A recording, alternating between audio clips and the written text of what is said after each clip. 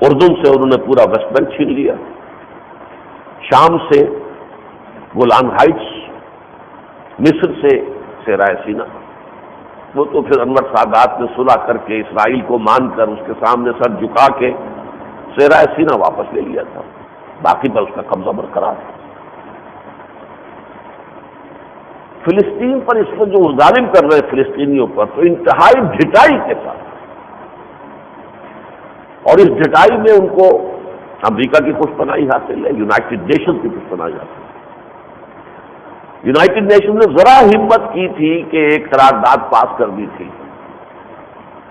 کہ مبشر بھیجے جانے چاہیے وہاں پر، جا کے دیکھیں کیا ہو رہا ہے، واقعتاً کون ظلم کر رہا ہے، واقعتاً کس کی زیادتی ہے۔ یہ فلسطینیوں کی درخواست پر فیصلہ ہوا، امریکہ نے ویٹو کر دیا۔ باقی کے لیے اس کے اصول کچھ اور ہے، اسرائیل کے لیے کچھ اور ہے، ایسٹ تیمور کے لیے کچھ اور تھے، کشمیر کے لیے کچھ اور ہے۔ اور وہ ڈنکے کی چوٹ کہتے ہیں کہ ہمارا تو مسئلہ ہے، ہماری مصلحت ہے۔ ہم اصولوں کو نہیں جانتے، اصل اصول ہے ہماری مصلحت، ہمارا مفاد ہے۔ پھر ابھی حال ہی میں سیکورٹی کونسل کا ایک اور اجلاس ہونے والا تھا اسی فلسطین کے مسئلے پر، امریکہ نے پیش کی دھمکی دے دی کہ میں ویٹو کر دوں گا، لہذا اجلاس ہی ملتوی کر دیا۔ اب انہوں نے وہ سارے علاقے جو رفتہ رفتہ، یہ تقریباً 9-10 سال کا پروسیس ہے، خلیج کی جنگ کے بعد فوراً شروع ہوا تھا peace process, land for peace, Oslo کا معاہدہ ہوا، پھر واشنگٹن میں باتیں ہوئیں، پھر پتہ نہیں وائی ریور پر ہوا، کہاں کہاں ہوا، ڈیٹن میں ہوا، وغیرہ وغیرہ، ہوتے ہوتے یہ ہوا تھا کہ ٹھیک ہے ہم مانتے ہیں کہ فلسطینیوں کی اپنی ایک ریاست ہوگی، مان لیں گے، اور ہم دے رہے ہیں انہیں علاقے، وہاں سے ہم اپنی فوج کو وڈرا کر رہے ہیں، اتنے پرسنٹ دے دیا، اتنا پرسنٹ دے دیا، ویسٹ بینک کا اتنا پرسنٹ علاقہ دے دیا، غازہ اسٹرپ دے دی ہے تمہیں، اس میں تم اپنی ایک سول گورنمنٹ قائم کر لو،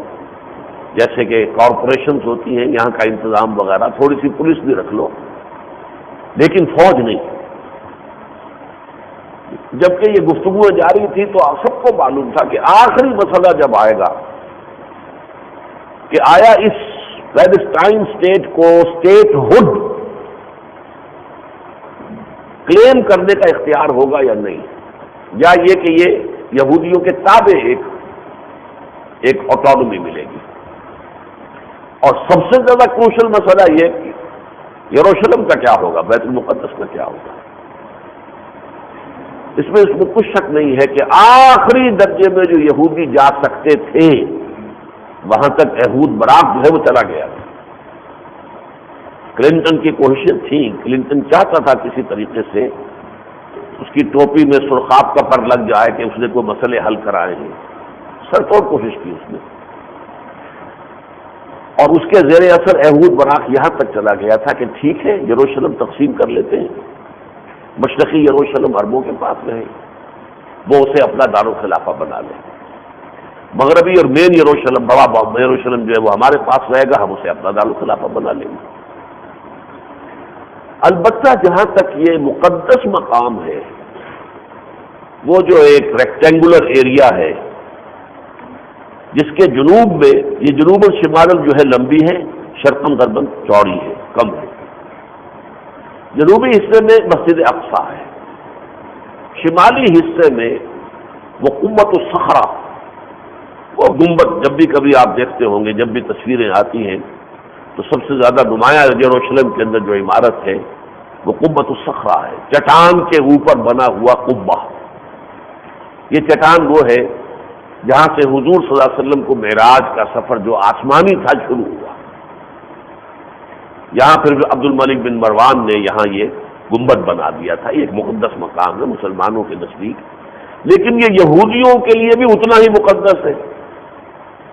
اس لیے کہ اسی جگہ پر حضرت سلیمان علیہ السلام نے جو مسجد تعبیر کی تھی جسے وہ ٹیمپل کہتے ہیں، معبد، وہ سینیگوگ کہہ لیں اسے، وہ معبد کہہ لیں، ٹیمپل کہہ لیں، سولومنز ٹیمپل اسی مقام پر تھا، اسے مسلمانوں نے نہیں گرایا، گرایا تھا پہلے نبوکڈ نظر نے، پھر گرایا تھا رومنز نے 70 عیسوی میں، حضور کی بعثت سے آپ سمجھیے کہ 500 برس قبل تقریباً،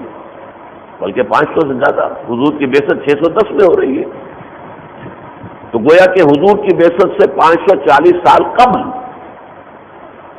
یہ گرایا تھا اور ختم کر دیا تھا، زمین بوس کر دیا تھا ٹائٹس رومی نے۔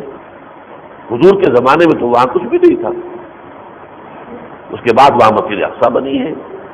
اور اس کے بعد یہ جو ہے چونکہ حضور کا سفر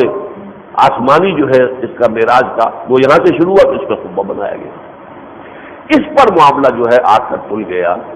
کہ عہود برات یہاں تک تو آ گیا تھا کہ مسجد اقصی تم ریٹین کر لو، لیکن قبۃ الصخرہ جو ہے اس کو تو ہم لیں گے لازماً، اور اس کی جگہ پر ہمیں ٹیمپل اپنا تعمیر کرنا، دی تھرڈ ٹیمپل جسے وہ کہتے ہیں۔ پہلے یہ مسجد بنائی تھی حضرت سلیمان علیہ السلام نے، اس کے بعد پھر حضرت عزیر کے زمانے میں اس کی دوبارہ تعمیر ہوئی، وہ 150 برس تک یہ گری رہی مسجد، بالکل زمین کے ساتھ ہموار کر دی گئی تھی، زمین بوس۔ تو اس طریقے سے پھر دوبارہ جو ہے تقریباً 200 برس کے بعد پھر اس کو گرا دیا 70 عیسوی میں۔ یہ ہے وہ بون آف کنٹینشن کہ جس کی بنا پر کوئی معاہدہ ہو ہی نہیں سکتا، نہ مسلمان پیچھے ہٹ سکتے ہیں نہ یہودی پیچھے ہٹ سکتے۔ اب صورت کیا جو ریورس گیئر لگا ہے کہ 10 برس کی جو یہ ساری گفتگویں چل رہی تھیں، نیگوسیشن، پیس فار لینڈ، زمین ہم دے دیتے ہیں، لے لو، ویسٹ بینک کا تمہیں قبضہ دے دیتے ہیں، ویسٹ بینک پر تم اپنی ایک چھوٹی سی آٹونومس قسم کی ریاست قائم کر لو، لے لو، لیکن ہمیں گارنٹی دو کہ پھر امن ہوگا، پھر ہمارے امن کو جو ہے تم تو بالا نہیں کرو گے۔ لیکن یہ معاملہ اب ریورس گیئر لگ کر اب یہاں تک چلا گیا ہے کہ ان علاقوں کے اندر بھی اسرائیلی فوجی داخل ہیں، انہوں نے اڈے بنا لیے ہیں، گویا کہ وہ جو علاقہ دیا گیا تھا وہ بھی انہوں نے واپس قبضہ لیا ہے۔ سارا پروسیس جو ہے 9-10 برس کا ختم ہو کر ہے۔ اور ابھی اسی BBC ٹیلی ویژن پر میں دیکھ رہا تھا انٹرویو، وہاں کے وزیر دفاع کا کھل کر کہا ہے کہ اب ہم آل آؤٹ آفینسو کریں گے، وہ چاہتے ہیں کہ کمر توڑ کر رکھ دیں فلسطینیوں کی، کوئی ان میں ریزسٹنس نہ رہے۔ یہ حال ہے، اور اس حال کو آپ اس پس منظر میں دیکھیے، فلسطینی تو کتنے ہوں گے، 30-40 لاکھ، لیکن 20 کروڑ عرب تو موجود ہیں، دائیں ہیں بائیں ہیں، جنوب میں ہے شمال میں ہے، اور وہ دیکھ رہے ہیں سب کچھ، ٹک ٹک دیدم دم میں کشیدم۔